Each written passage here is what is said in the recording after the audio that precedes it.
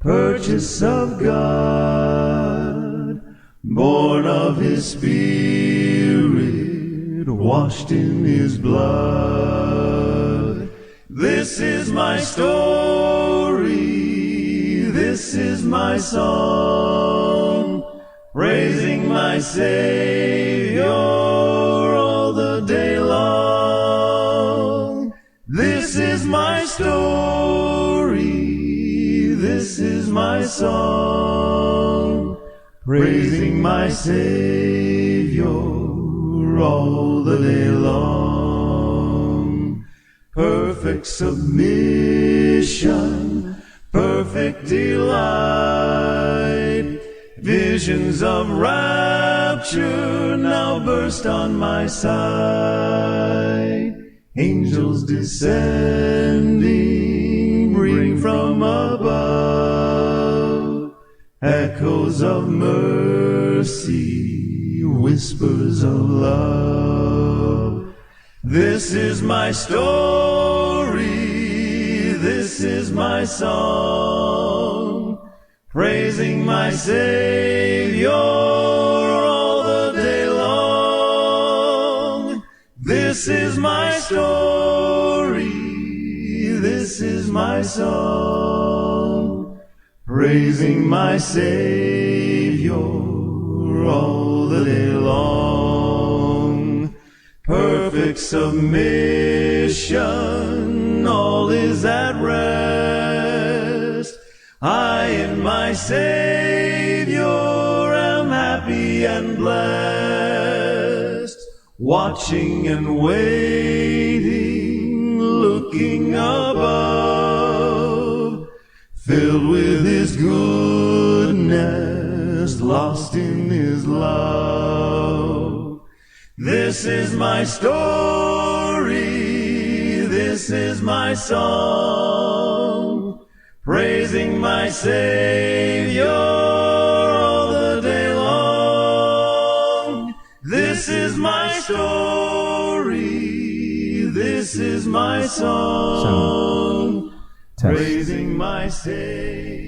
Magandang umaga po mga kapatid, mga kaibigan. Purihin ang Panginoon at salamat ho. At isang malaking kagalakan na i-welcome po ang bawat isa dito sa ating gawain. Welcome sa Jesus Christ Baptist Church. At bago magsimula ang ating pinaka-worship service, ilan ho muna mga paalala at pagbati.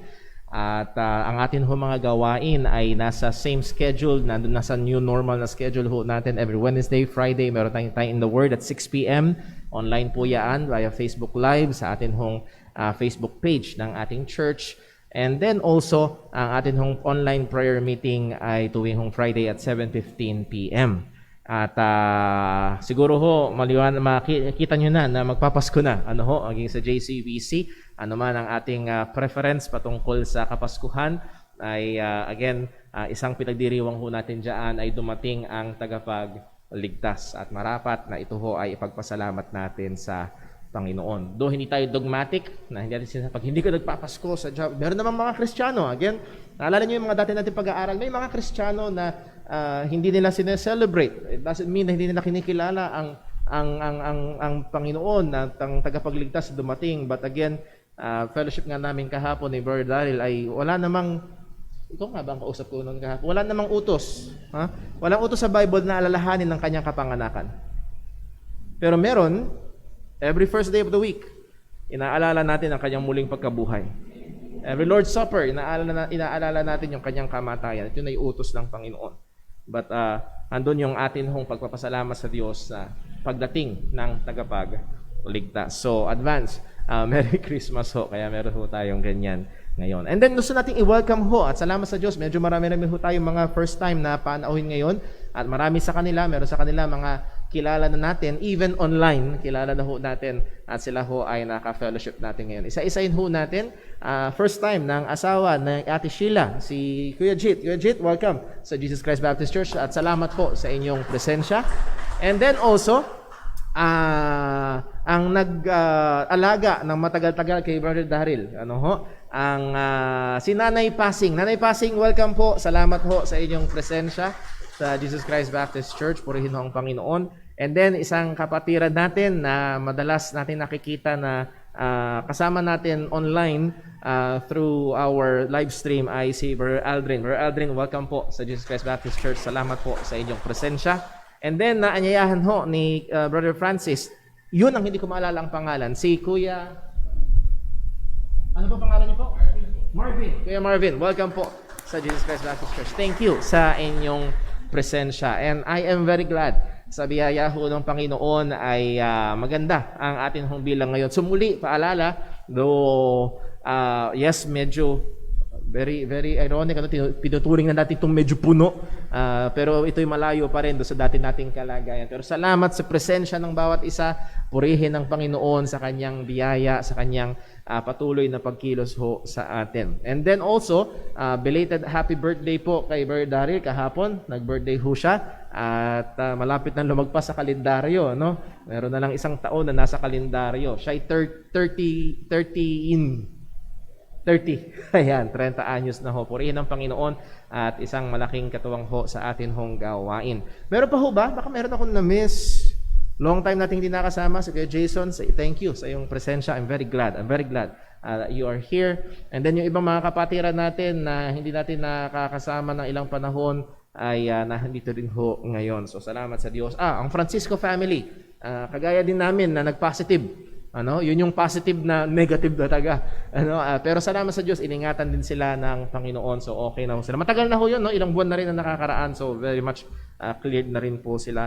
So salamat sa Diyos sa pag-iingat ng Panginoon.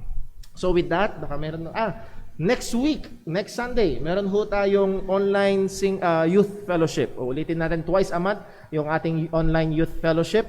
At inaanyayahan, pinapaalalahanan muli ang ating mga kabataan to be available sa pagkakataon na yun. If you need further details, you can talk to me or kay Brother Daryl, kay Brother Patrick para ho sa detalye ng online youth fellowship po natin. That will be next Sunday at 3 p.m. So with that, yun ho ang atin hong mga announcements and reminders.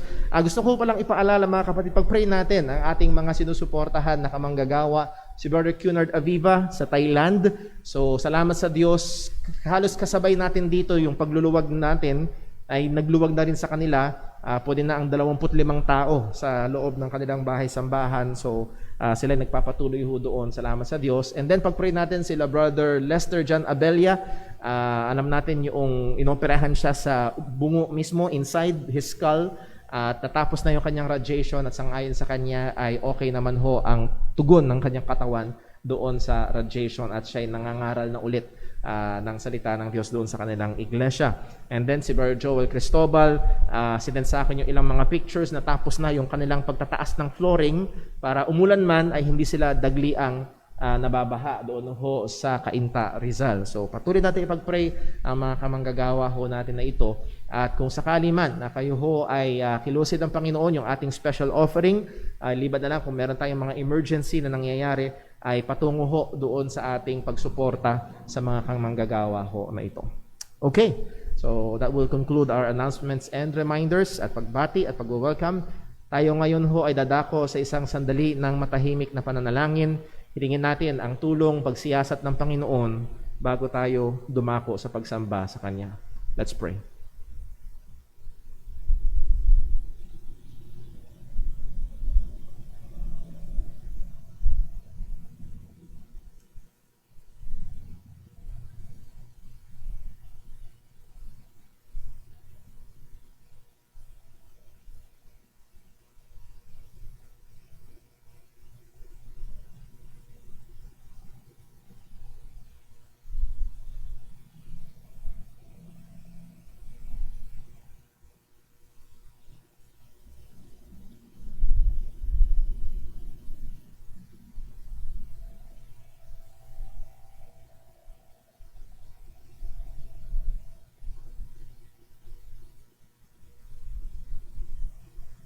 Panalangin po tayo.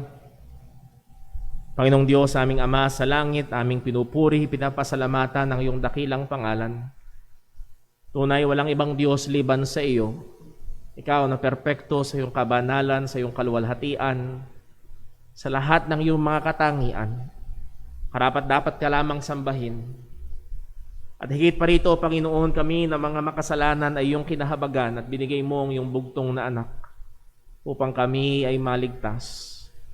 Salamat, O Diyos, sa napakadakilang pagmamahal, sa isang pagmamahal na sigurado kung kaya't ang aming pag-asa ay sigurado. Ama, tulungan mo rin kami. Awatin mo kami sa mga bagay sa mundong ito. Napakadali na kami malibang, napakadali na kami ay makafocus sa mga gawain dito at nakakalimutan namin ng mga spiritual na bagay. Tulungan mo kami na habang namumuhay sa sanlibutan ay nakatingin pa rin sa taas at naghihintay sa pagbabalik ng aming Panginoon at tagapagligtas. At muli, O Diyos, nawa sa aming pagtitipon ngayon, pagpalain mo nawa ang bawat pag-aawitan, pananalangin, pagbabasa ng iyong salita, maging sa pagkakaloob, ihanda mo ang aming puso at lalo na sa pangangaral ng iyong salita. Ikaw po nawa ang maluwalhati. Ikaw po nawa ang maitaas. At Panginoon, ikaw po ang patuloy na kumilos sa iyong mga anak. At kung meron mang naririto na wala pa sa pananampalataya kay Kristo, o Panginoon, mahabag ka, ikaw po ang magligtas. Pagpalain mo pong panahon na ito, at tunay namang maialay namin ang aming mga sarili bilang haing buhay, banal at kalugod-lugod sa iyong harapan. Ito pong aming dalangin sa ngalan ng aming Panginoong Hesukristo. Amen. Tayo pagmustayong lahat at tayo po'y umawit sa Panginoon.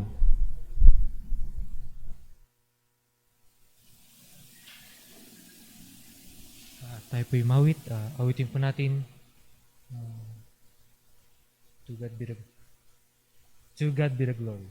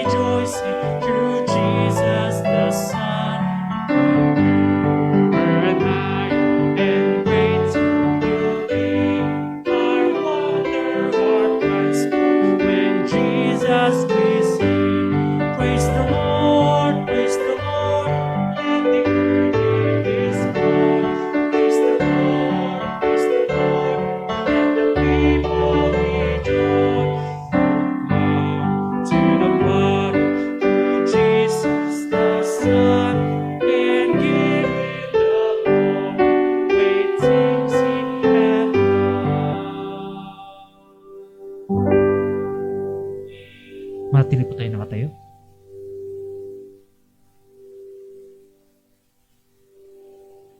Magandang umaga po mga kapatid. Purihin natin ang Panginoon sa pamamagitan ng pagbasa ng kanyang mga salita. Buksan po natin ating mga Bible in Psalm 119 verses 129 hanggang verse 136. Kung nandun na po kayo, sabay-sabay po nating basahin. Verse 129, ready, read. Thy testimonies are wonderful. Therefore, that my soul keep them. The entrance of thy words giveth light. It giveth understanding unto the simple. I opened my mouth and panted, for I long for thy commandments. Look thou upon me, and be merciful unto me, as thou usest to do unto those that love thy name. Order my steps in thy word, and let not any iniquity have dominion over me. Deliver me from the oppression of man, so will I keep thy precepts. Make thy face shine upon thy servant, and teach me thy statutes. Rivers of waters run down mine eyes, because they keep not thy law. Amen. Pagpalain ng Panginoon ang pagkabasa ng kanyang mga salita. Tayo po sa mandaling manalangin. Ama namin Diyos, Panginoon namin sa langit. Panginoon, kami nagpupuri at nagpapasalamat o Diyos. Minsan pa, binigyan mo kami ng kapayapaan sa umagang ito. Minsan pa o Diyos, binigyan mo kami ng buhay at kalakasan upang minsan pa, Panginoon, kami magkatipon-tipon sa dakong ito, mag-aral ng iyong mga salita, at ikaw ay muli namin sambahin sa Espiritu at katotohanan. Tunay o Panginoon, kami lumalapit sa iyong banal na harapan. Guide us, O Lord. Ilagay mo, Panginoon, ang kagalakan sa aming mga puso na kami magpatuloy na may pagtatapat sa iyo. Panginoon, tulungan mo kami sa mga pagkakataon na kami nakalilimot, sa mga pagkakataon, O Diyos, na nando doon ang pag-aalinlangan, Panginoon. Give us your light, O God. Fill us with your Spirit, O Lord. Nawa, O Diyos, ang bunga ng banal na Espiritu be manifest in our lives. Yumabong kami, Panginoon, sa pagkakilala sa iyo. Yumabong kami, O Diyos, sa pagmamahal sa iyong mga salita. Yumabong kami, O Panginoon, sa paggawa ng mabuti sa aming kapwa. Lalo't higit, O Diyos, sa iyong mga mananampalataya. Patawarin mo kami, O Panginoon, anumang karumihan, anumang kasalanan ng iyong masumpungan sa amin sa kasalukuyan, Panginoon. Patuloy mo kami linisin ng banal na dugo ng iyong bugtong na anak. Salamat, O Diyos, sa mga biyaya na patuloy na pinagkakaloob mo. Higit sa lahat, Panginoon, kami nagpapasalamat sa dakilang kaligtasan na iyong pinagkaloob sa amin. Tunay, O Diyos, na hindi kami karapat-dapat. Kami mga basahan lamang sa iyong harapan. Kami mga makasalanan. Ngunit ikaw na amin, Diyos, na lumalang ng langit at lupa, na lumalang ng lahat ng bagay, ay unang nagmahal sa amin. Salamat, O Panginoon. Binigyan mo ng liwanag ang aming mga mata. Aming nasilayan, Panginoon, ang tunay na daan ng kaligtasan sa pamamagitan ng pagkasugo ng iyong bugtong na anak, ang aming Panginoong Jesucristo. Sa pamamagitan ng kanyang pagkamatay sa krus ng Kalbaryo, sa pamamagitan ng kanyang muling pagkabuhay, Panginoon, kami ay may tunay at tiyak na kaligtasan. Ama, ingatan mo ang bawat mananampalataya sa daong ito. Lalo't lalo na, Panginoon, ang mga kapatid namin na may mga karamdaman, may mga kapatid namin na nandoon ang kabigatan sa aming mga puso. Loobin mo, Panginoon, na sa mga ganitong pagkakataon, ay mas lalo ka naming makilala, O Diyos. Mas lalo kaming sumampalataya at tumiwala sa iyong mga pangako. Lahat ng ito, O Diyos, aming dinadalangin. Sa pangalan ng iyong bugtong na anak, ang aming Panginoong Jesucristo. Amen.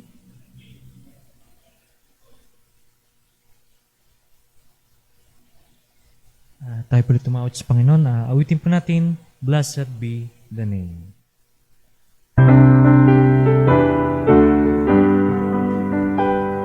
Oh, praise to him who reigns above in majesty supreme, who gave his son for man to die, that he might man redeem. Blessed be the name, blessed be the name, blessed be the name of the Lord. Blessed be the name, blessed be the name, blessed be the name of the Lord.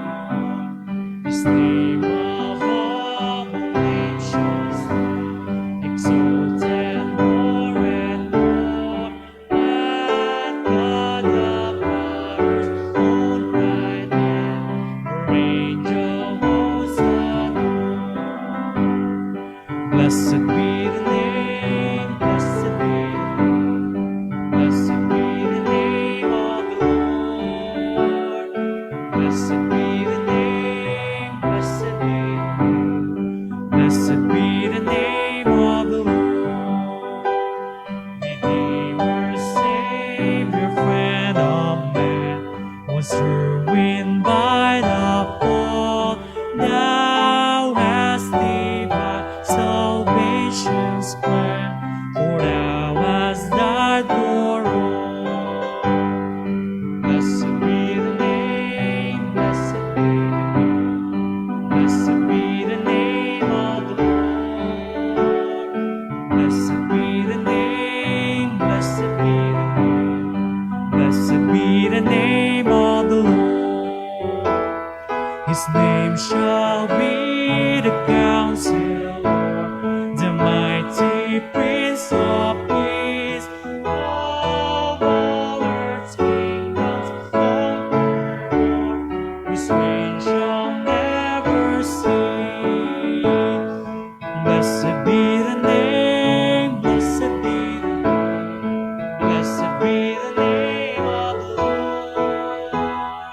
Blessed be the name, blessed be the name, blessed be the name of the Lord. Matili po tayo ng tayo.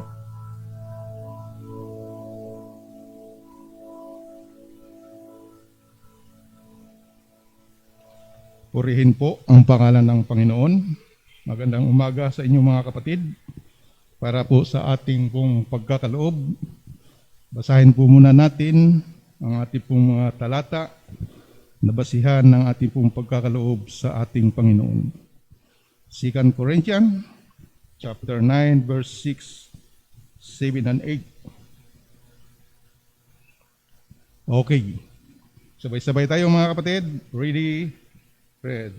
But this I say, he which soweth sparingly shall reap also sparingly, and he which soweth bountifully shall reap also bountifully. Every man according to his purpose in his heart, so let him give, not grudgingly or of necessity, for God loveth a cheerful giver. And God is able to make all grace abound toward you, that ye, always having all sufficiency in all things, may abound to every good work. Tayo po'y manalangin. Aming Amang nasa langit, O Diyos, tunay na Ikaw ay makapangyarihan sa lahat, Panginoon. At tunay dakilang Diyos na kami ay mababa, Panginoon. At nangangailangan dakilang Diyos na iyong kalinga, na iyong awa at habag, Panginoon. Panginoon, salamat po sa patuloy mong paggabay sa bawat isa na nandito, Panginoon. Salamat sa kalakasan, kalusugan ng aming pong pisikal na katawan, Panginoon. At ngayong umagang ito, Panginoon, nabasa namin ng iyong pong mga talata, Panginoon, na aming basihan, Panginoon, sa aming pong pagkakaloob, Panginoon. O Panginoon, hubugin mo po, Panginoon, at turuan ang iyong pong mga anak, Panginoon, na kami, dakilang Diyos, ay makapagbibigay, Panginoon, sa gawain na ito, na mayroong pong saya sa aming mga puso, Panginoon, habang hinahatid namin, Panginoon, ang kaloob na ito. O Diyos, likhaan mo kami ng puso na handang mapakumbaba, Panginoon. Handang sumunod, Panginoon, sa iyo pong kalooban, Panginoon. Tulungan mo po ang iyo pong mga anak, Panginoon. Naway mapagpala mo po ang bawat makapag-participate, Panginoon, sa gawain na ito. At Ama, aming tinuturing, Panginoon, ng gawain na ito, Panginoon, ay kabilang, Panginoon, sa aming pagsamba sa iyo, Panginoon. Nawa, Panginoon, sa aming gagawin na ito, Panginoon, na mialulhati ka namin, O Diyos. Napurihan ka namin sa mga biyayang iyong ipinagkaloob sa amin, Panginoon, na kami, Panginoon, sa panahong ito, ay magbalik, Panginoon, sa iyo, Panginoon. Nawa, pagpalain mo po ang mga pira na malilikom, na nawa ito, Panginoon, ay magamit sa pinakamainam na paraan, Panginoon, sa iyong iglesia, Panginoon. Panginoon, samahan mo kami hanggang matapos po ang gawain na ito, Panginoon. At nawa, dakilang Diyos, sa aming pakikinig, Panginoon, mamaya na iyo pong salita, Panginoon. Hamunin mo po ang iyo pong mga anak, Panginoon. Nawa, dakilang Diyos, kami ay bigyan mo po ng talino, karunungan, upang higit naming maunawaan, Panginoon, ang mensahe na iyo pong ipararating, Panginoon, ngayong umagang ito, Panginoon, sa amin, Panginoon. Bigyan mo po ng karunungan ng iyong lingkod, Panginoon, ng aming pastor, Panginoon, si Brother Paul, Panginoon, na malinaw niyang mapaliwanag, Panginoon, nakatungtong, Panginoon, sa katotohanan ng iyong salita, Panginoon, ang iyong mensahe ngayong umagang ito, Panginoon. Ama, nawa, ang aming madinig mamaya, Panginoon, ay maipamuhay namin at maging kalakasan ng aming pong mga espiritual na pamumuhay, Panginoon, sa mundong ito, Panginoon. Tulungan mo kami at gabayan, Panginoon. Ito po ang aming samot dalangin sa pangalan ni Kristo Jesus. Amen. Amen.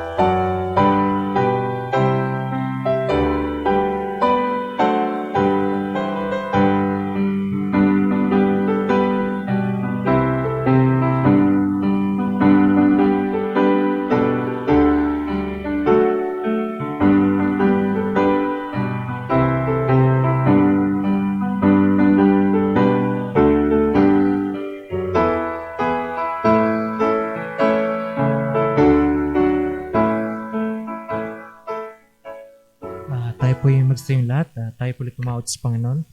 Awitin po natin, All Hail the Power of Jesus' name.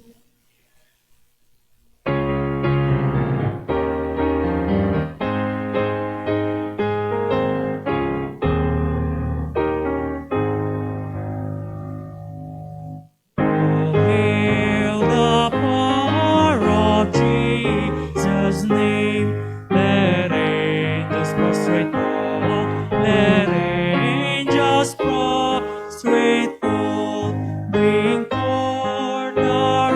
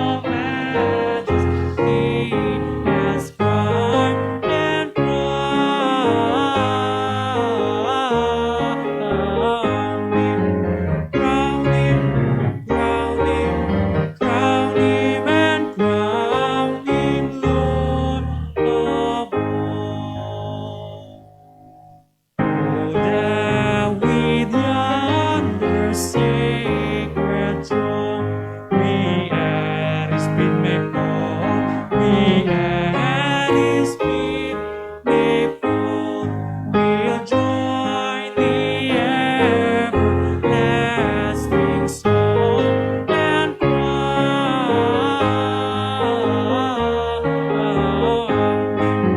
Crown Him,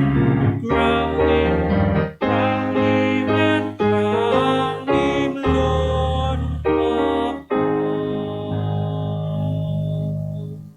Magsipar po ang lahat. Purihin po ang pangalan ng Panginoon. Tayo po'y dumako sa ating pag-aaral ng salita ng Diyos. At nung ako ay lumalaki, talagang malaki. Nung ako ay tingin ko mga first year, second year high school, isa ho sa kinahiligan kong pinapanood ay ang tinatawag na home TV shopping. At may mga pagkakataong tuksong-tukso kong kuhinin o pumunta sa telepono at i-dial yung number at umorder. Dahil napakahuhusay nilang i-promote yung mga produkto. Tumanay panghugas ng pinggan, panglinis ng inidoro, o kung anumang bagay na hindi mo naman kailangan, pero pagkatapos mo nga panood, parang kailangan mo na. Ganun sila kahusay. At isa sa mga sinasabi nila kapag tumawag ka ngayon at umorder ka ngayon ay meron silang idadagdag. At pagkatapos sabihin, matatanggap mo ang libreng ito, sasabihin ulit nila, but wait, there's more.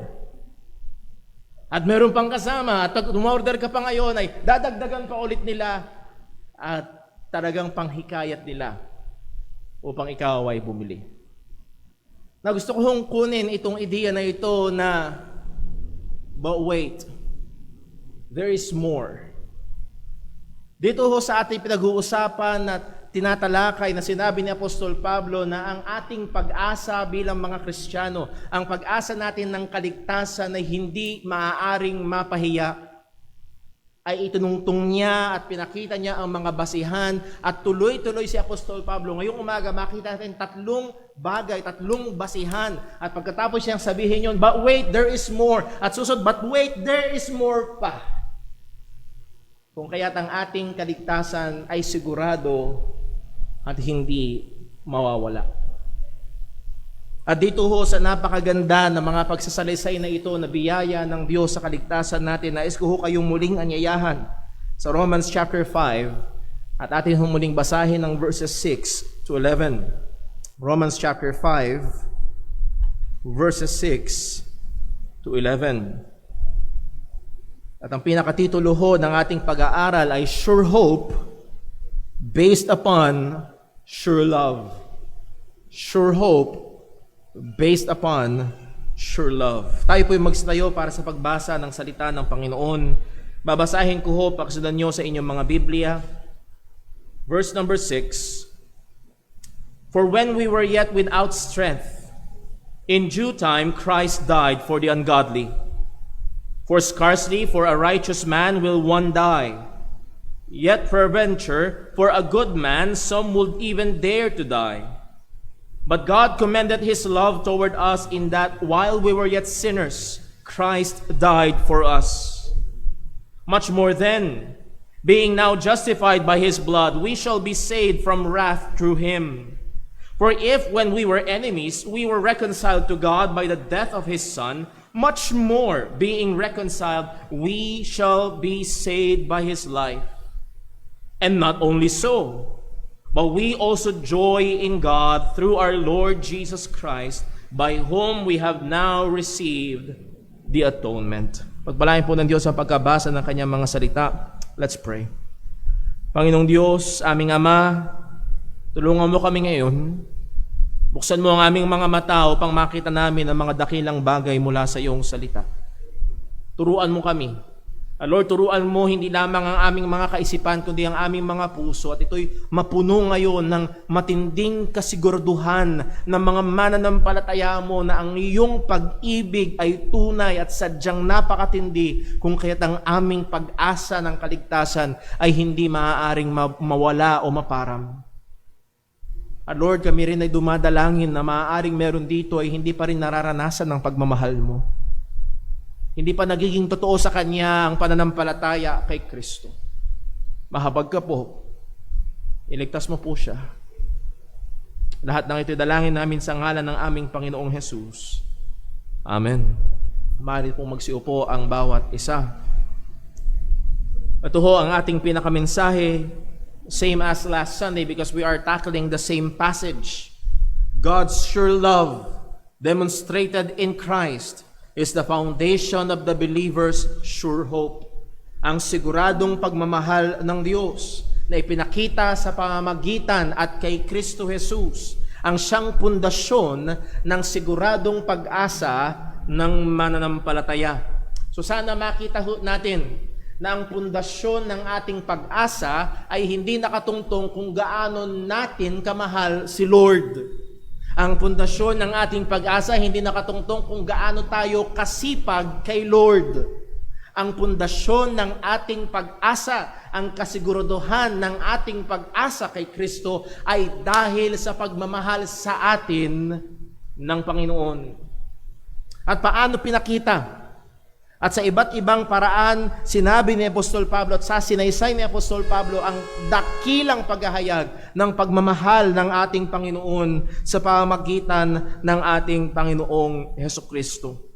So simulan natin ang pag-aaral sa Romans chapter 5 2 Sundays ago. At nais ko lang hong balikan itong mga ilang punto na ating napag-aralan para muli ay maunawaan natin yung flow ng thought ni Apostol Pablo dito. Pinag-aralan natin 2 Sundays ago ang basihan ng dakilang biyaya at seguridad na meron tayo. At ang basihan nito ay walang iba sa verse number 1, therefore, being justified by faith. If you remember, nilabor ni Apostol Pablo, and we saw it very clearly sa Romans chapter 4, that salvation, justification, is by faith alone. Walang ibang kaparaanan at walang ibang paraan sino man sa buong mundo na naligtas ay walang ibang paraan na sila'y naligtas. Maging ang mga tao sa lumang tipan, it is by faith alone. Abraham believed God and was counted to him for righteousness. By faith. Si David, yun din ang sabi ni Apostol Pablo, by faith, at ganun din naman sa atin. So before the law, under the law, and during this time, I always by grace through faith ang kaligtasan. At dito nag-open ang chapter 5 verse 1 at if we are justified by faith, since justification is by faith, ang sabi ni Pablo, therefore being justified by faith, ang sabi niya, we have peace with God. Oh, what a great blessing. Now, gusto ko lang humuling paalalahanan, kung ang paniniwala mo at pananampalataya mo ay hindi by faith alone, you have no peace with God. Bakit? Dahil kung ang paniniwala mo by faith alone at kung kagaya ng ibang mga nagpapakilalang Kristiyanong pananampalataya, yes, sampalataya mo si Jesus pero dagdagan mo din. And once na dinagdagan mo ang gawa ni Kristo, listen, yung gawa mo ay kailangang hatulan. At pag hinatulan ng gawa mo, perpekto o kulang? Kulang. And on the final analysis, you will be under judgment. You have no peace with God. Kung ikaw ay naririto, kung ang inaasahan mo pa rin ay yung kabutihan mo, yung performance mo, yung pagsisimba mo, at maaaring sa ibang mga nagpapakilalang Kristiyano na-reveal ito sa kanilang kaisipan sapagkat dati ang kanilang paniniwala, nag-church naman ako linggo-linggo, kaya ako siguro tanggap naman ni Lord. Nagka-pandemic, hindi ka makapag-church linggo-linggo. Kung doon ka nakaasa, paano na? So ang pag-asang ito, ang biyayang ito, yung peace with God is only for those who are justified by faith. Kung ang kaligtasan mo ay nakatungtong sa ibang bagay, wala kang kapayapaan sa Diyos. We have peace with God. Ano pa? We are secured in the grace of God. Verse 2, sabi ni Apostol Pablo, by whom we have access by faith into this grace, in wherein we stand. How do we gain access? How do we gain entrance? By faith. Hindi lang yun, and rejoice in hope of the glory of God. We have hope of glory. Meron tayong pag-asa ng kaluwalhatian. Not only that, we have hope in tribulation, verse number 3. And not only so, but we glory in tribulation also, knowing that tribulation worketh patience, and patience experience, and experience hope. Yun ang dakilang biyaya sa mananampalataya. Even we are living in this world, sa buhay na ito, na dumaranas ng pag-uusig, dumaranas ng mga kahirapan, particularly dahil sa pangalan ni Jesus, ito pa rin ay gumagawa para sa atin upang tayo hubugin sa pagiging kawangis ni Kristo. At habang nahuhubog tayo sa pagkawangis kay Kristo, lalong tumitibay ang ating pag-asa. That is assurance. As we have pointed out last Sunday, yung unang sinabi ni Apostol Pablo, we have hope of the glory of God. That is security. And then as we go through life, nararanasan natin ang pag-uusig dahil sa pananampalataya at tayo patuloy pang nababanal at hindi sumusuko, lumalago tayo sa assurance. Experience, it work it out. Ang sabi ho dyan sa verse, lumipat yung, sa verse number 4, and patience experience, and experience hope. The word experience is also translated as character. Habang yung karakter ng pagiging kawangis ni Kristo ay na lumalabas sa buhay natin, it brings forth more hope. More hope. Builds up assurance. And then we have the indwelling of the Holy Spirit, verse 5, and hope make it not ashamed, because the love of God is shed abroad in our hearts by the Holy Ghost. So nakita ho natin itong dakilang pag-asa na meron tayo. At kaya ho natin balikan dito dahil sa sinabi ni Pablo sa verse 5, and hope make it not ashamed.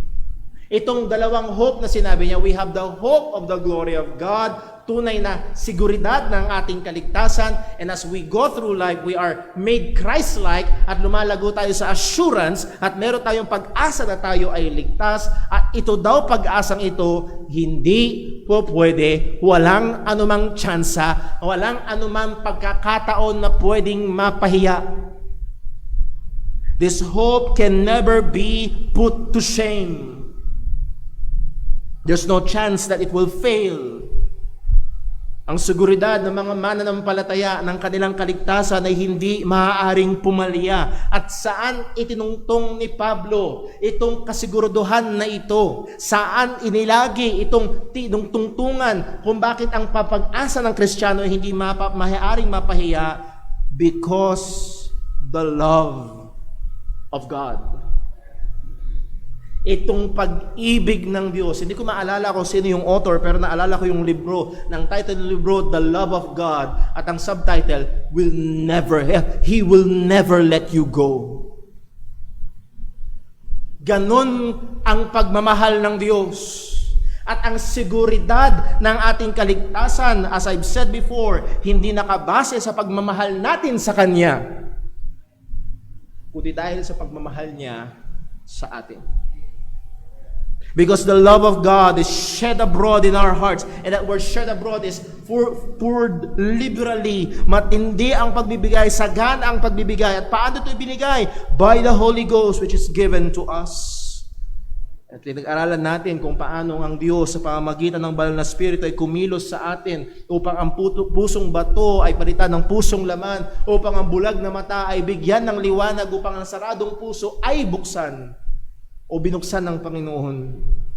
It is through the Holy Ghost.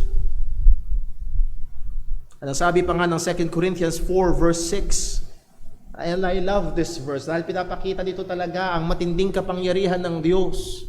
Hindi isang araw bigla ka lang nagdesisyon. Hindi isang araw nasa good mood ka lang. Hindi isang araw feeling spiritual ka lang kaya mo tinanggap si Jesus. Ang sabi ng salita ng Diyos, verse 6, for 2 Corinthians 4, for God who commanded the light to shine out of darkness. Ito daw Diyos na nagsabi sa Genesis 1, nagsabing let there be light. Ito rin daw ang Diyos na kumilos sa atin. For God who commanded the light to shine out of darkness hath shined in our hearts to give the light of the knowledge of the glory of God in the face of Jesus Christ. Bakit isang araw nakita mo si Kristo? Bakit isang araw sinampalatayanan mo si Kristo? Hindi dahil mabuti ka, hindi dahil mahusay yung nag-share sa'yo, kundi dahil merong Diyos na nagsabi sa puso mo, let there be light. Dahil bulag tayo. So dito ang kaparaanan, ito ang dahilan kung bakit natin nakita si Jesus at sumampalataya tayo sa Ebanghelyo. At ngayon, itong pagmamahal ng Diyos na ito ay ini-expound pa ni Apostol Pablo. Itong nagliligtas na pagmamahal na ito na ibinigay ng Banal na Espiritu, pinaunawa ng Banal na Espiritu sa ating mga puso.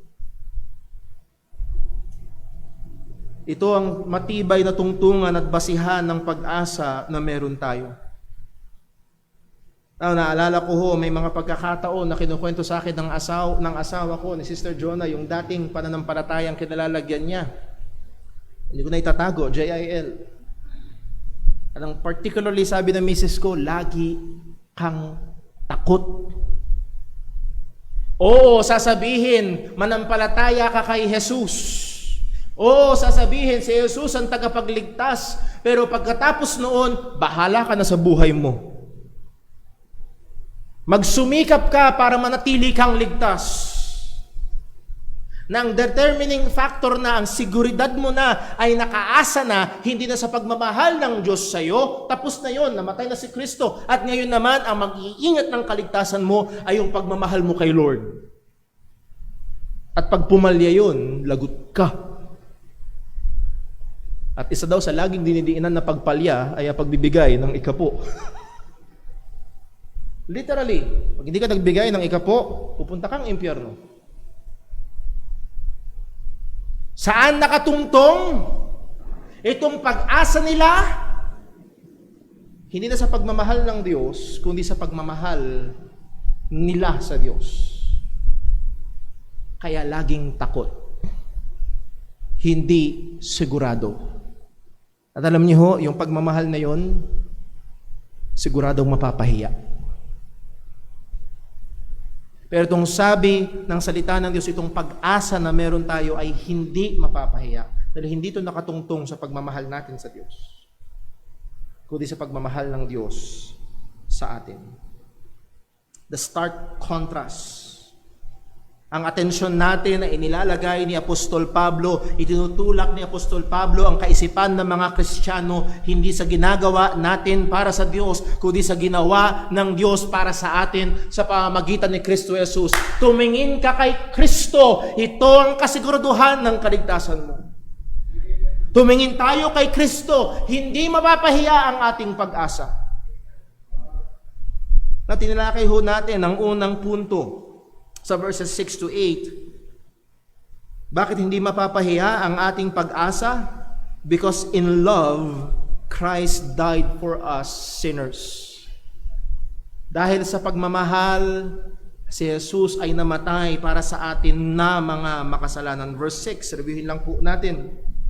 For when we were yet without strength, in due time, Christ died for the ungodly. That word for denotes reason. Ito yung rason. At ano ang binibigyan niyang rason? Bakit hindi mapapahiya yung ating pag-asa? Bakit hindi daw mapapahiya? Dahil nung tayo ay mahihina pa, si Kristo ay namatay para sa atin.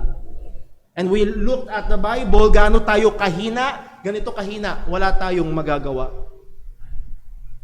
Describe tayo ng Biblia bilang mga patay at alipin sa kasalanan, at ang sabi ng salita ng Diyos, sa kalagayan na yon na wala tayong magagawa, Christ died for the ungodly. Hindi siya namatay para sa mga cute, hindi siya namatay para sa malilinis, namatay siya para sa mga taong makasalanan. At dinuktungan pa ito ni Apostol Pablo. Binigyan niya pa ng dagdag na layer para makita yung linaw, yung tindi. Ika nga sa mga television ngayon, hindi 4K, 8K ang definition. Napakalinaw. At ang sabi sa verse 7, for scarcely for a righteous man will one die. Madalang daw ang mamamatay para sa isang matuwid na tao. Naalala niyo ang halimbawa natin? Halimbawa lang naman, si Brother Paul ay may baril at mayroong lalaki nakatayo, o papatayin ko to, sino gustong pumalit? By the way, siya ay isang taong matulungin. Marami siyang tinulungan, ang patuloy siyang tumutulong, pero sino gustong pumalit? For a righteous man, someone will scarcely die. Madalang. Pero pagpalagay na natin, baka mayroong malakas ang loob. So para sa matuwid, madalang ang magsasakripisyo ng sarili. At ganito pinakita ni Apostol Pablo yung tindi ng pagmamahal ng Panginoon. Ang sabi niya, verse 8, "But God commended His love toward us in that while we were yet sinners," take note of that word, while we were yet sinners, Christ died for us. Namatay siya para sa atin nung tayo yung mga mahina pa at walang kayang gawin. Namatay siya para sa atin nung tayo ang ating ginagawa at ginagamit natin ang lahat ng lakas natin para labanan siya, para magkasala sa Kanya, para maglibelde laban sa Kanya. And in that situation, that state, tayo minahal ng Diyos.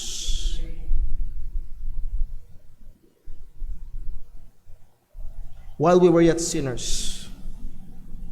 Hindi namatay si Jesus nung tayo ay napaka-sweet and lovable.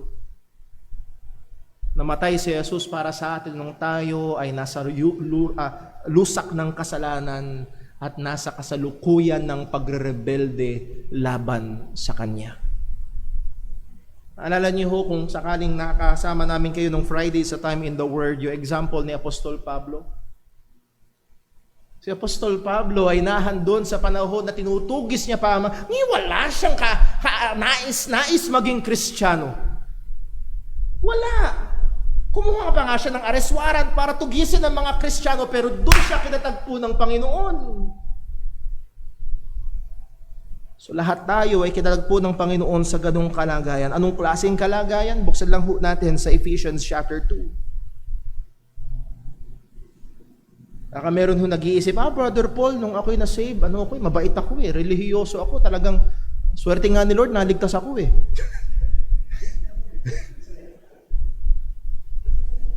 Masyadong mababa ang tingin sa sarili, ay, baliktad. Ephesians chapter 2, verse 1, ano ang kalagayan nating lahat bago tayo naligtas? Bago tayo nasumpungan ng pag-ibig ng Diyos, ang sabi niya, sabi ni Pablo, "And you hath He quickened, who were" what?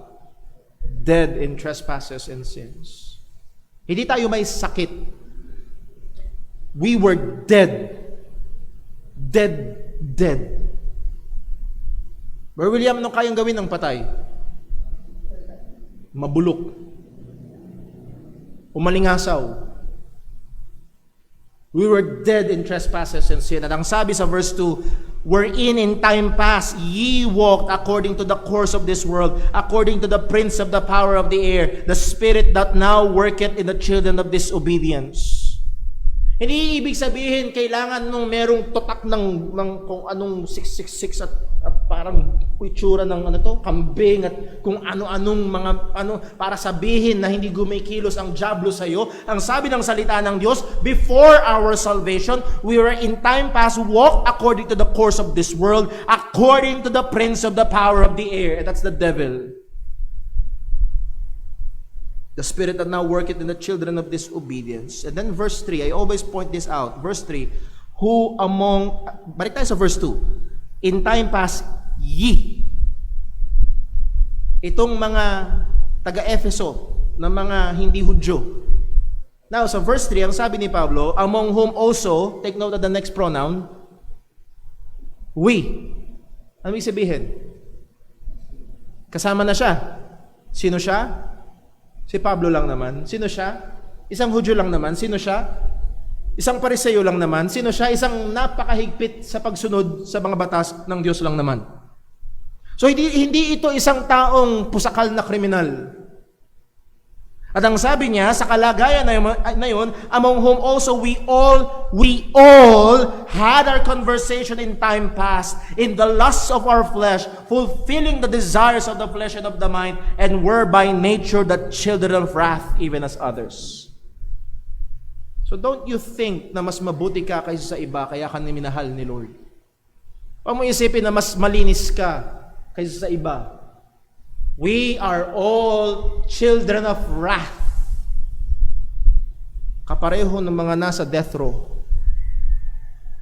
Ganon tayo hindi makadiyos, ganon tayo kadumi. In that while we were yet sinners, Christ died for us. Sa kalagayan na yung minahal tayo ng Panginoon. Now, here is the application. If God so loved us and gave Jesus to save us in our weakest and vilest, what can be done to cause Him to unlove us? Nakuhan po natin? Kung ang Diyos ay minahal tayo at binigay si Kristo sa kalagayan na wala tayong magagawa at patay at lugmok tayo sa kasalanan, ano ang pwedeng gawin natin ngayon para hindi at tumigil ang Diyos na mahalin tayo? And the answer is nothing. Dahil mula sa pinakamadilim at mula sa pinakamababa, mula sa pinakamadumi at pinakamabaho, binigay niya ang kanyang bugtong na anak. At ano ang maaaring mangyari para mawala ang pagmamahal na ito? Now, I know na maaaring pumapasok na sa kaisipan ng ilan sa inyo, ganun ba? Pwede nang kung ano-ano ang gawin ko. Wait lang ho kayo, hintayin nyo hanggang chapter 6. Dahil malinaw na sinabi ng salita ng Diyos, itong mga taong may pag-asa na ito ay hindi na dapat mamuhay pa sa kasalanan. Ang pinag-uusapan natin ay yung seguridad na dahil sa pagmamahal ng Diyos ay hindi maaaring mapahiya ang pag-asa na meron tayo. Kung kaya't ang sabi nga ni Apostol Pablo sa Romans chapter 8 verse 38, ang sabi niya, "For I am persuaded." Are you? "For I am persuaded that neither death, nor life, nor angels, nor principalities, nor powers, nor things present, nor things to come, nor height, nor depth, nor any other creature shall be able to separate us from the love of God, which is in Christ Jesus our Lord." Walang makakapaghiwalay. Subukan man ng dyablo, magsama pa siya ng 10,000 alipores, wala siyang maaagaw na kahit isang tupa mula sa kamay ni Kristo. Hindi dahil matindi ang hawak natin, kundi dahil matindi ang pagmamahal ng Diyos. Yung mga taong naniniwalang pwedeng mawala ang kaligtasan, napakaliit ang tingin nila sa pag-ibig ng Diyos. Actually, kung bakit mawawala ang kaligtasan sa kanilang pangawa, dahil ang basihan nila ay hindi pag-ibig ng Diyos, kundi yung pag-ibig nila sa Diyos, na laging kapos.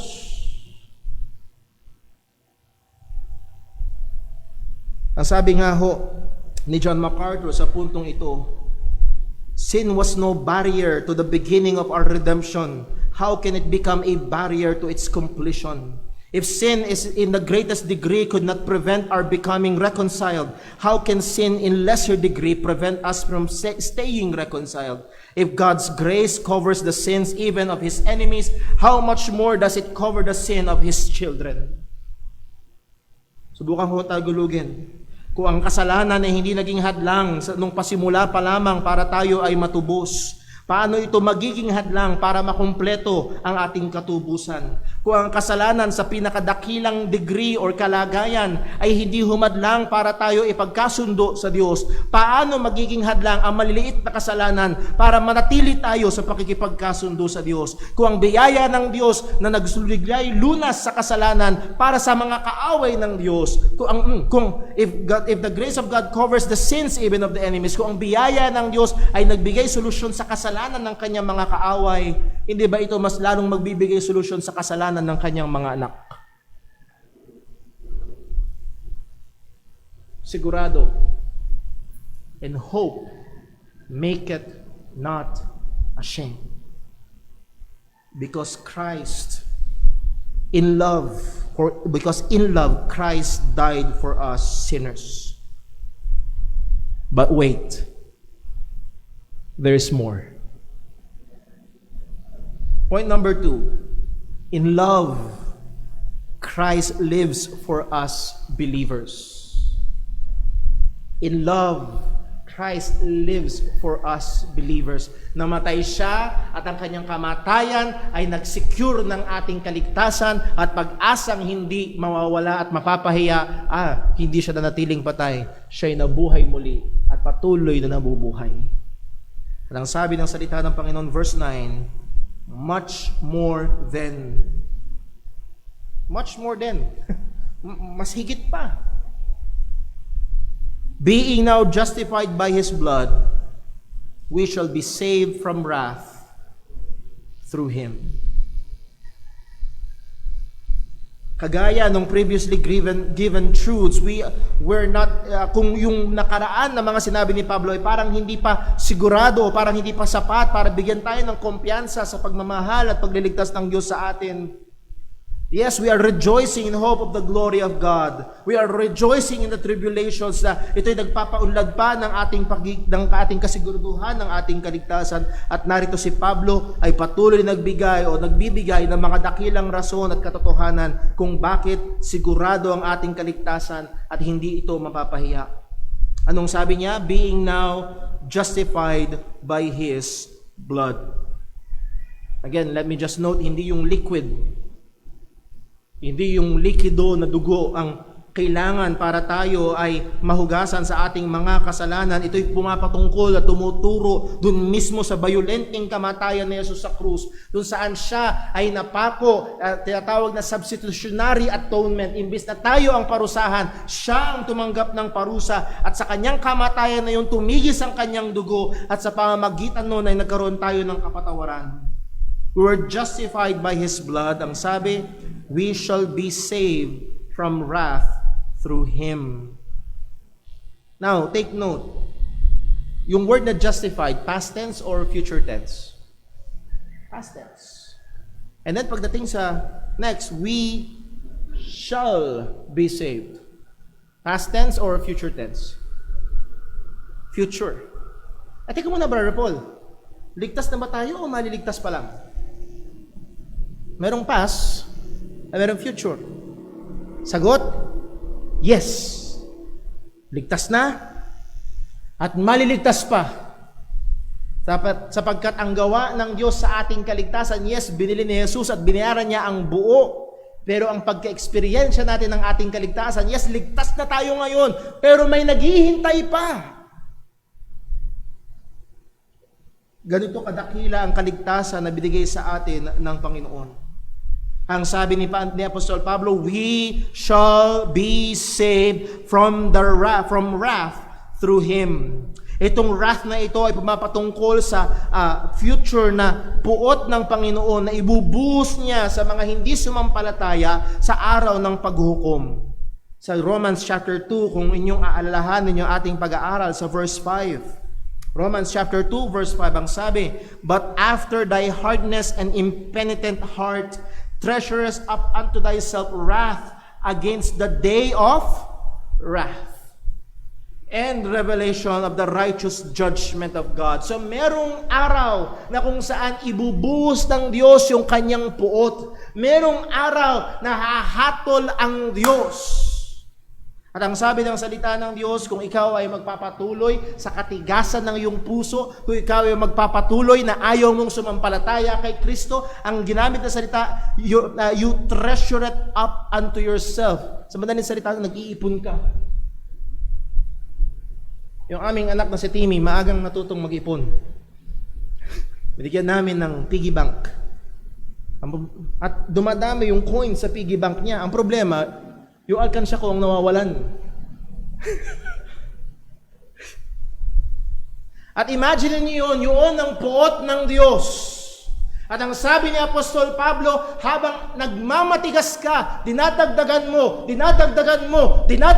yung galit ng Diyos. At pagdating sa araw ng paghukom, hahatulan ka ng Diyos at ibubuhos niya sa iyo ang lahat ng galit niya, purong-puro. Sige, magmatigas ka pa sa Panginoon. Sige, baliwalain mo pa rin ang Ebanghelyo. Kala mo baliwala? Kala mo walang dating sa Diyos? No, galit ang Diyos at iniipon niya yan at ihahatol niya yan isang araw. Ang sabi ng salita ng Panginoon, anong pag-asa na meron tayo. Much more, balik tayo sa Romans chapter 5 verse 9, much more than being now justified by His blood, tayo ay inaring ganap sa pamamagitan ng kamatayan ni Jesus sa krus, we shall be saved from wrath. Itong pagbubuhos ng puot ng Diyos sa araw ng paghahatol, ikaw ay maliligtas doon. Hindi na ito ibubuhos sa iyo. Bakit? Dahil ibinuhos na ito kay Kristo. Tinanggap na ni Jesus yung puot ng Diyos na dapat para sa akin, na dapat para sa mananampalataya, at ibinuhos ito kay Kristo. Kaya sa araw ng paghukom, we shall be saved from wrath. If you are justified by faith, if you are justified by faith. At narito ang isang magandang katotohanan mula nung araw na ikaw ay sumampalataya until sa araw ng paghukom. Ang isang tao na tunay na sumampalataya sa Ebanghelyo ay inaring ganap sa pamamagitan ng pananampalataya at wala nang anumang alalahanin pa at sigurado ang kanyang pag-asa na hindi siya hahatulan at hindi siya tatanggap ng puot ng Diyos. Again, saan pa rin nakatungtong ito? Sa pagmamahal ng Diyos. Tuloy ho natin sa verse number 10. For if, when we were enemies, we were reconciled to God by the death of His Son, much more being reconciled, we shall be saved by His life. Again, this is an argument from greater to lesser. Para bang mayroong doktor, nag-oopera siya, at yung mga pinakamalalang mga cases, ino-opera niya, tapos ngayon, nasa lubsob ka, hindi niya kayang gawin. Alam mo yun, merong surgeon nag-oopera sa pinakamaliit na hibla ng ugat ng utak ng tao, tapos tingin mo yung sa lubsob niya. Nasa lubsob. Hindi niya kaya? And that's an argument from greater to lesser. At ang sabi ni Apostol Pablo sa verse 10, for if when we were enemies, that's a greater, that's a deeper na kalagayan. Mula dun sa pagiging kaaway, and that word enemies is a strong word. Not only uninterested. Meron mga tao parang walang interest sa Diyos, yes? Imbitahan mo sa church, bagian mo ng salita na wala akong panahon dyan. Actually, hindi lang sila uninterested. Ang sabi ng salita ng Diyos, we were enemies. Merong hostility sa pagiging patay natin at alipin natin sa kasalanan, at tayo ay anak ng pagsuway at anak ng pagkagalit, sabi ng salita ng Diyos, at ang Diyos ay galit sa makasalanan araw-araw. So huwag natin isipin na ang Diyos ay galit sa makasalanan, pero yung makasalanan niya wala lang. No. Sa ngayon sa Biblia, there is hostility. Man towards God and God towards man. Ang Diyos ay galit sa makasalanan. At ikonsidera natin itong katotohanan na ito. Because of this truth, the surprising thing is not that when bad things happen, the most surprising thing is that we're still good things that we experience. Again, malinaw ang salita ng Diyos. We were enemies. Ayaw natin sa Diyos at ang Diyos ay galit sa atin, at kapag merong nangyayaring masama, nagrereklamo tayo. Actually, ang nakakagulat ay pag may nangyayaring maganda. Anong dapat gawin ng Diyos sa mga kaaway niya? Nakalimutan na ho ba natin na minsan inubos na ng Diyos ang lahat ng tao, nagtira lang siya ng 8?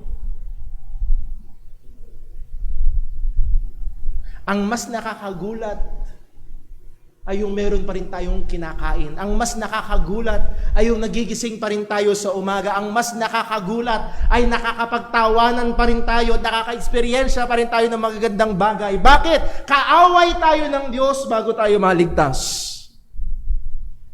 Brother Paul, ako'y hindi Kristiyano kung kaaway ako ng Diyos. Bakit ganito ang buhay? Bakit masaya? Walang tawag dyan ay habag. Ang sabi ng Romans chapter 2 verse 3, And thinkest thou this, O man, that judgest them that do such things, and doest the same, that thou shalt escape the judgment of God? Translation, walang makakatakas. Walang VIP treatment. Huwag mong sabihin na kumpare mo yung hukom. No, no, no. Pagdating sa Diyos, sabi nga ng dating presidente, walang kumpare, walang kaibigan. Huwag niyong subukan.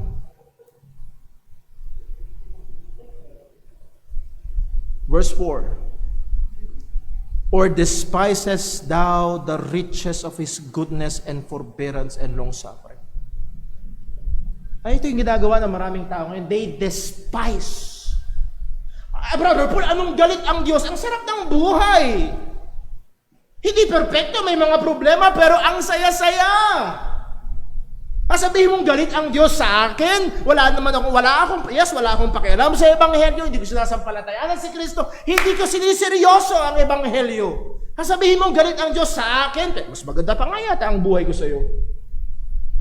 Oh, wag mong baliwalain. Ang sabi ng salita ng Diyos, wag mong baliwalain ang yaman ng kanyang kabutihan at mahabang pagtitimpi. Bakit daw po?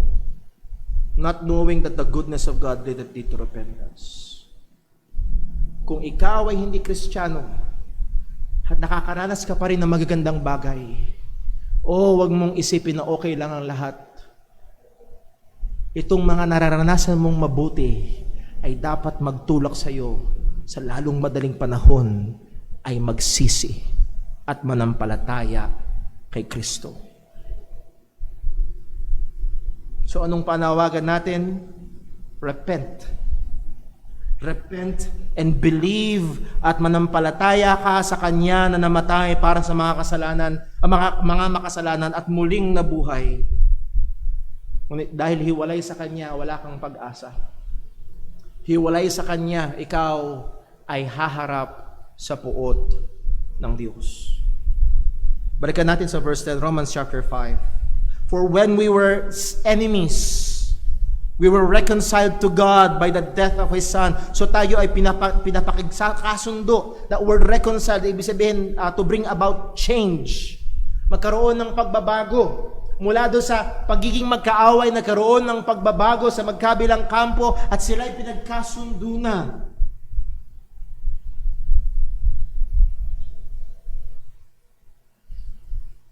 Mula sa kalagayan na tayo nasa ilalim ng puot ng Diyos, mula sa kalagayan na tayo kaaway ng Diyos, tayo ay tayo napatawad, nalinis, inaring ganap at inampun sa pamilya ng Panginoon. Naranasan natin ang pagmamahal ng Diyos. At kagaya nung sinabi natin kanina, that word reconcile is a change, at ang change is in both parties. Parehong may galit. Ayaw ng tao sa Diyos, at galit ang Diyos sa tao. Nung pinag-reconcile, minsan ang tao, sige na nga, pero hindi lang nagbago. No. Sa Diyos, minahal tayo ng Diyos. At sa ayon sa Biblia, ano magiging resulta pag naranasan ng tao ang pagmamahal ng Diyos?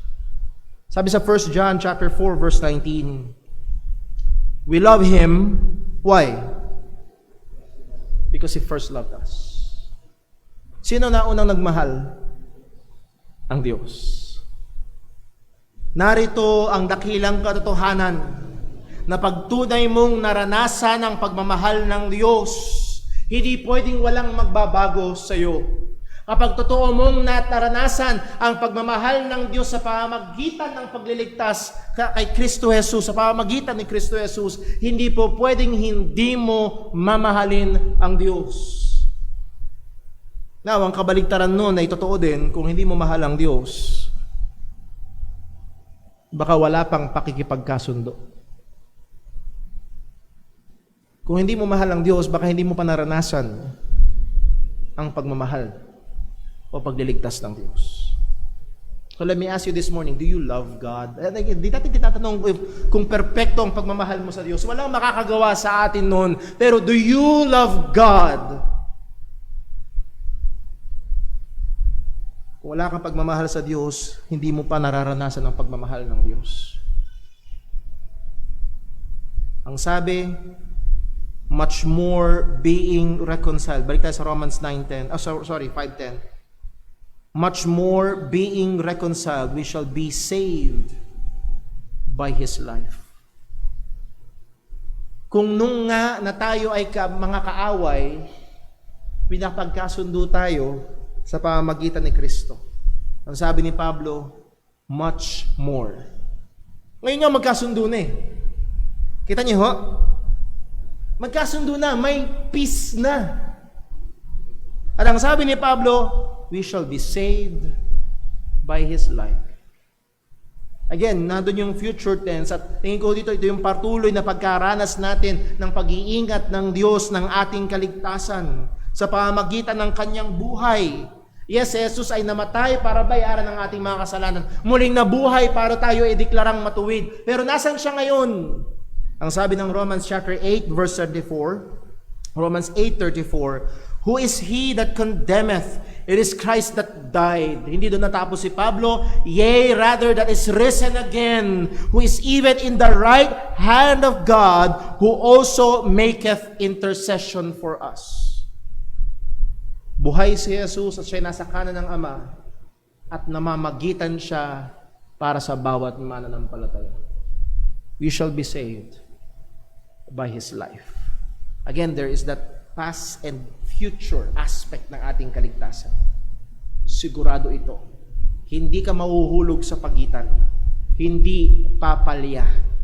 Hindi katulad nung pinlano. Nagplano kayo ng outing. Oh, dun muna tayo pupunta. Tapos mamamasyal tayo doon. Tapos pagdating sa hapon, pupunta tayo sa beach. At maliligo tayo doon. Ang problema nung tanghali, bumagyo. Nasira. Hindi natuloy. O ang sinasabi ng salita ng Diyos na reconcile ka na hanggang dun sa dulo. Sigurado ka. Bakit? Dahil sa pagmamahal ng Panginoon. But wait. There is more. Sa verse 11, dito ho tayo matatapos. In love, Christ reconciled us to God. Ang sabi sa verse 11, and not only so, hindi lang yun. Hindi lang yun. Habang pinag-aaralan ko ito, di ba nakakalunod? Hindi tayo karapat dapat. Mga kaaway tayo, madudumi tayo, pero narito ang mga biyaya ng Diyos. Pero hindi lang yun, meron pa. Hindi lang yun ang sabi ng salita ng Diyos, but we also joy in God through our Lord Jesus Christ, by whom we have now received the atonement. Again, saan tayo nanggaling? Hope maketh not ashamed. Hindi mapapahiya yung pag-asa natin. Verse 6, binigay yung rason, for when we were yet without strength, Christ, in due time, Christ died for the ungodly. Verse 9, dinagdagan pa, much more then, being now justified by His blood, we shall be saved from wrath through Him. Verse 11, and not only so. But hindi mapapahiya yung ating pag-asa. Hindi lang yun. Ang sabi, but we also joy in God through our Lord Jesus Christ. Meron tayong kagalakan sa Panginoon. Sabi ni John MacArthur in his commentary, this may not be the most important or the most profound evidence of security or our security in Christ, but it is perhaps the most beautiful. Itong word na joy, meaning to exalt, boasting, glorious rejoicing. Meron tayong maluwalhating kagalakan sa Panginoon. Ang Diyos na dating kinamumuhian natin, ang Diyos na dating inaayawan natin, ang Diyos na dating pinagre-rebeldihan natin, ay ngayon siya na ang tungtungan, basihan at pinagmumulan ng pinakamalalim na kagalakan natin. By whom we have now, through our Lord Jesus Christ, itong kagalakan na ito ay sa paano? Sa pamamagitan ng ating Panginoong Hesukristo. Listen, you cannot have this joy apart from Christ. Ano man ang kasiyahan na meron ka ngayon, ano man na kasiyahan dulot ng seemingly Christian experience na meron ka ngayon, o religious experience na meron ka ngayon, if you are apart from Christ, itong kagalakan na ito ay wala sa iyo. And I believe na itong kagalakan na ito ang isa sa mga dahilan kung bakit yung mga naunang kapatid natin sa pananampalataya ay piniling sunugin ng buhay, makain ng leon o mapugutan ng ulo, pero hindi nila ikakaila si Kristo because they have the joy in God. Hindi lamang sa mga pipitsuging bagay sa mundo, kundi ang kagalakan nila ay nasa Panginoon. Ito ang isang napakalaking seguridad na meron ng mga Kristiyano. Anong sabi? But we also joy in God through our Lord Jesus Christ, by whom we have now received the atonement. Sa pamamagitan niya ay natanggap natin. And again, that word atonement is a related word, almost the same word ng word na reconciliation. That's why in many other translations, reconciliation ang ginamit. Ang punto dito ay ito. Isang totoo, malalim at nagsusumabog na kagalakan na meron ng isang mananampalataya. Hindi dahil sa mga bagay na natatanggap niya mula sa Diyos, but because there is real reconciliation between him and God. Saan nanggagaling yung kagalakan? Dahil hindi siguro. Dahil hindi ito haka lang. Hindi ito sana, hindi ito sana mahal ako ni Lord. Hindi ito sana okay na kami ni Lord. Kung hindi ang pag-asang ito ay sigurado at hindi mapapahiya. Bakit? Dahil minahal tayo ng Diyos. O mga kapatid, sigurado ang ating pag-asa. Dahil sigurado ang pagmamahal ng Diyos. Baka meron naririto na hindi mo pa talaga nararanasan ang pagmamahal ng Diyos. Hindi mo pa tunay na sinasampalatayanan si Kristo. O ako'y nakikiusap sa iyo. Huwag mong pagtagalin. Dahil habang hindi ka sumasampalataya, nag-iipon ka ng puot ng Diyos. At ihahatol yun sa iyo. At kung sakali man na meron tayong mga kapatiran na nag-i-struggle, and yes, dumarating yun sa buhay Kristiyano, oo, nadadapa, nadudulas, nagkakamali, natutukso, opo. At may mga pagkakataon na maaaring bumisita ang pag-aalinlangan, talaga ba akong ligtas? O nais kitang anyayahan, wag mong tingnan ang iyong gawa, tingnan mo ang ginawa ni Kristo. At doon ay meron tayong kasiguraduhan.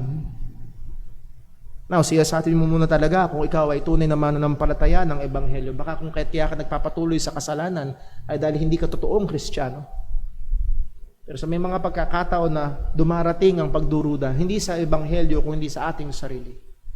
Let me encourage you, tumingin ka sa pagmamahal o magpahinga ka sa pagmamahal ng Diyos na pinakita niya sa pamamagitan ni Kristo Jesus at sigurado ang ating pag-asa. And lastly, mga kapatid, let me encourage each and every one of us. Kung tayo bilang mga Kristiyano ay merong ganitong katinding pag-asa, siguradong kaligtasan, ibahagi natin to sa iba. Dalhin natin ang Ebanghelyo, ipakilala natin sa kanila ang Diyos na nagmamahal. Pakilala natin sa kanila si Kristo na tagapagligtas ng makasalanan. Dalhin natin ang Ebanghelyo ng kaligtasan. Let's pray. Panginoong Diyos, sa aming Ama sa langit,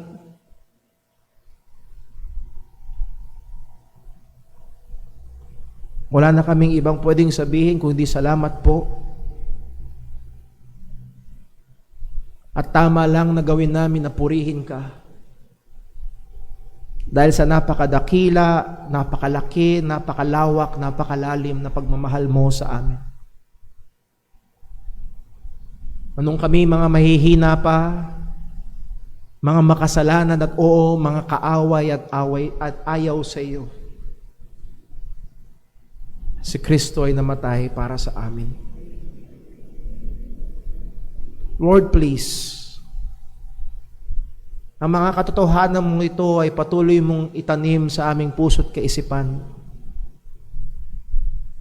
At ang mga katotohanan na ito ay patuloy na maging pinagmumulan ng dakilang kagalakan na available sa amin bilang mga mananampalataya. Oh, Panginoon, napakaraming pagkakataon na sinusubukan naming kunin sa mga natutuyot na balon ng mundong ito ang aming kagalakan.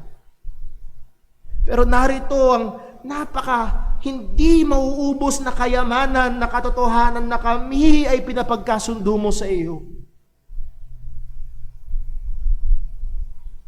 Tulungan mo kami, O Diyos. Awatin mo kami sa mga mundong mga bagay. Lord, sa amin bilang mga mananampalataya, nawa gamitin mo rin kami upang ang dakilang pagmamahal na ito, ang ebanghelyo ng aming Panginoong Hesus ay ihatid pa sa iba. Bigyan mo kami ng tapang, bigyan mo kami ng karunungan. Sa mga pagkakataong nahihiya kami, O Diyos, bigyan mo kami, Panginoon, ng lakas ng loob. Sa mga pagkakataon na hindi namin alam kung paano sisimulan, bigyan mo kami ng karunungan. Dahil karapat-dapat lang ihayag ang pag-ibig na ito. Karapat-dapat lang ihayag si Kristo. At Lord, kami nagmamakaawa na maaaring merong naririto, bata man o matanda, na hindi pa totoong naranasan ng pagmamahal mo. Lord, Ikaw ang nakapagbibigay liwanag, Ikaw ang nakapagbubukas ng puso. Maawa ka po. Magligtas ka po. So namin ito inihiling sapagkat Ikaw lang ang makakagawa nito. Ang lahat ng ito'y dalangin namin sa ngalan ng aming Panginoong Hesukristo. Amen. Tayo po yung mustayo at tayo po ay umawit ng ating pangwakas na awit.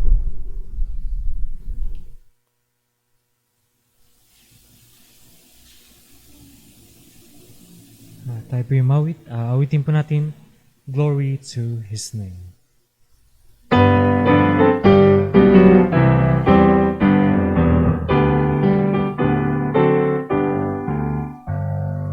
Down at the cross where my Savior died, down where for cleansing from sin I cried, there to my heart was the blood of Christ. Glory to His name, glory to His name, glory to His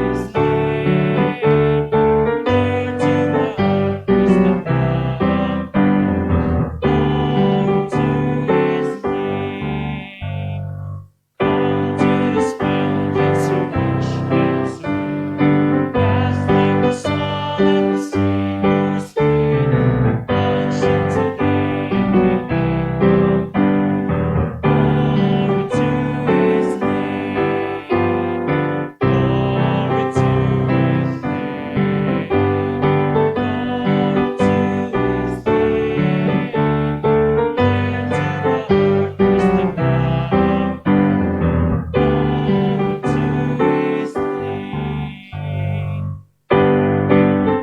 Amen. Purihin po ang Panginoon, mga kapatid. Nais ko ho kayo na encourage na all throughout this week, balikan natin yung mga talata na ating napag-aralan. At patuloy nating pagbulay-bulayan ang dakilang pagmamahal ng Diyos sa atin na basehan ng ating siguradong pag-asa. Mga kapatid, saan man tayo gagawi, ano man ang ating gawain, kung saan tayo tinawag ng Panginoon, gawin natin ang lahat para sa kapurihan ng Kanyang pangalan. Patuloy tayong maging maliwanag na ilaw at maalat na asin saan man niya tayo nilagay. At ngayon sa ating paghiwa-hiwalay, nawa ang pagmamahal ng Diyos Ama at ang biyaya ng ating Panginoong Hesus at ang presensya at kapangyarihan ng Banal na Espiritu ay sa bawat isa. Ano man ang ating gagawin, gawin natin para sa kapurihan niya at patuloy tayong maging behikulo ng Ebanghelyo para sa iba. God bless po. Ingat po tayo sa pag-uwi. We are dismissed. Oh, by the way, binabati ko lang ng happy birthday yung ate ko ho bukas, and then yung aking hipag bukas din. And then Sister Kathy Baron, yun pala nakalimutan ko kanina, Sister Kathy Baron, advance happy birthday sa November 3. God bless po, ingat po tayo sa pag-uwi. Ay, reminder po, 6 p.m. ay meron ho tayong gawain mamayang gabi. Ingat po.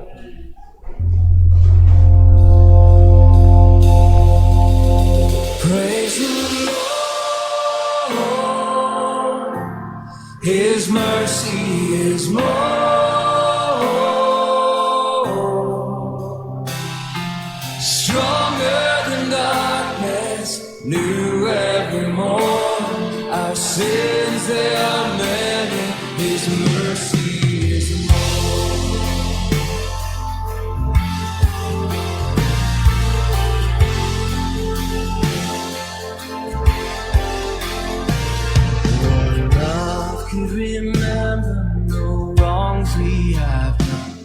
omniscient, all-knowing. He counts not their sum.